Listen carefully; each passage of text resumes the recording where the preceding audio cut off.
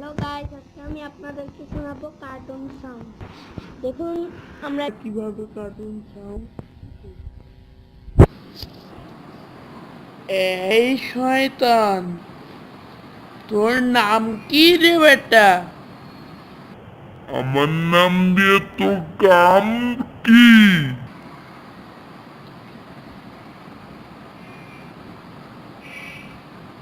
আমার কাম তোর কি? So guys, subscribe this channel and share and like